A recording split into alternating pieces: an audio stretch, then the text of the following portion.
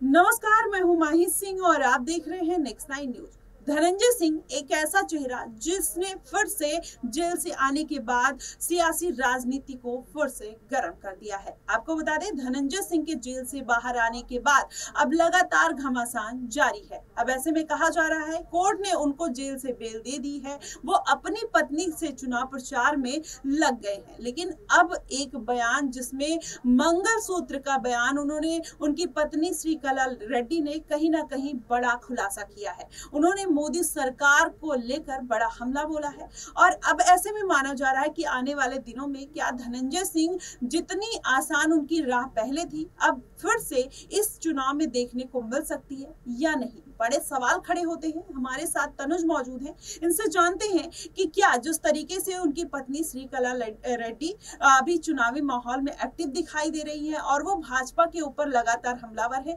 आपको क्या लगता है कि वो उनका बयान उससे उनको जनता से कितना फायदा मिलने वाला है इस चुनाव में? जी देखिए, मैं आपको बता दूं पहले उस बयान के बारे में। दरअसल नरेंद्र मोदी जो थे एक बयान देते हैं अपनी चुनावी जनसभा में कि कांग्रेस पार्टी जो है आपका मंगलसूत्र छीन लेगी। मतलब इस तरह का बयान नरेंद्र मोदी ने अपने भाषण में दिया। उसके बाद ये एक सुर्खियों में बन गया। अब प्रियंका गांधी भी बोलती नजर आई कि मेरी माँ का मंगलसूत्र इस देश के लिए कुर्बान हुआ।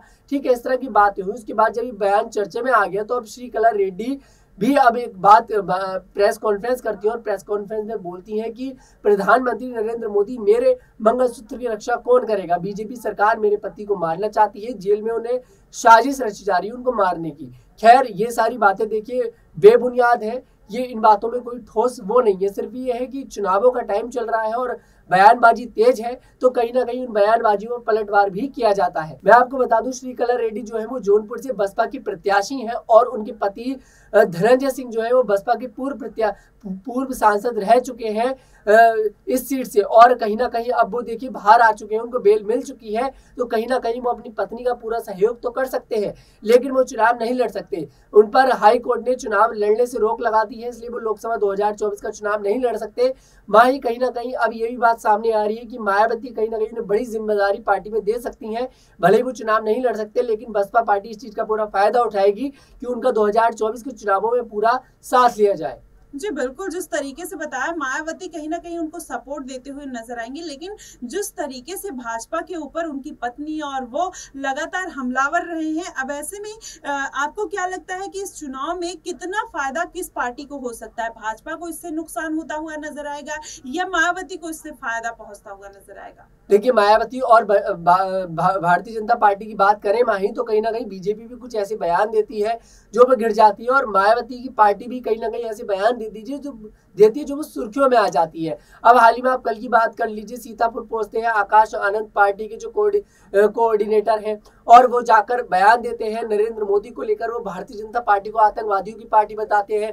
वो ये बोलते हैं कि अगर बीजेपी के कैंडिडेट आपके यहाँ चुनावों में वोट मांगना है तो जूते चप्पलों से मारो। उस तरह की बातें वो करते हुए नजर आते हैं। तो कहीं ना कहीं देखिए, बयानबाजी तो तेज होती है, दोनों को नुकसान होता है, लेकिन जनता पूरी तरह से देखिए शुरुआत से अपना निर्णय कर चलती है कि हमें वोट किसको देना है, और जनता फिर उसी को ही वोट देती है।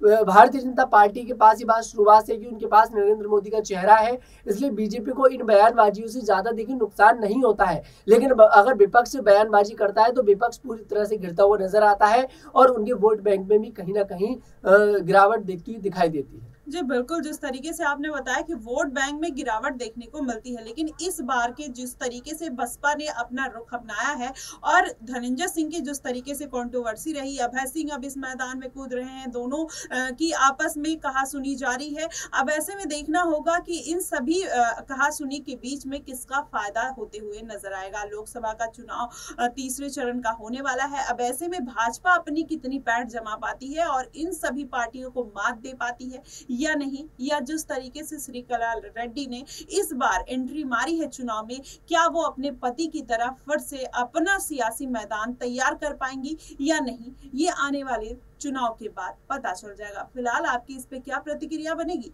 आप हमें कमेंट बॉक्स में जरूर बताइएगा। फिलहाल के लिए बस इतना ही। देश और दुनिया की तमाम खबरों के लिए हमारे साथ बने रहिए नेक्स्ट 9 न्यूज पर।